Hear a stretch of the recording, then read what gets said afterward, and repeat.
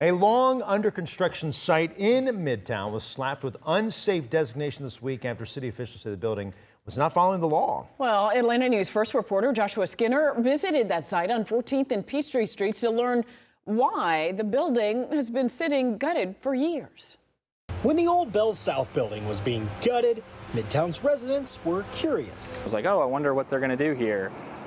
Apparently nothing. Now, years later, Matt Wood and company are angry. Yeah, it's extremely frustrating. For nearly 5 years, the site owned by Dewberry Capital has stood like this, with exposed innards and an unused crane. And now this. Warning, this structure is dangerous and unsafe, placed by the Atlanta Department of Planning, who released a statement to Atlanta News First saying that the building permits expired in October, adding in part, they deemed the property unsafe on May 19th due to the construction barrier, which allows for pedestrian access.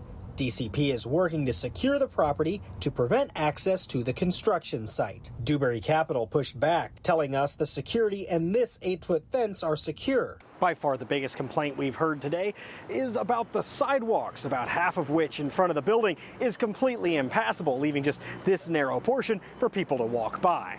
Everything around here is on the up, and this one seems to be kind of stuck in the past. The mayor's office is paying attention, with Mayor Andre Dickens releasing a statement saying that litigation could be coming. Develop Fulton approved a tax incentive for the project in 2013, but has since soured on the project, saying they, quote, share the disappointment of the community. It's pretty brutal. In Midtown, Joshua Skinner, Atlanta News First.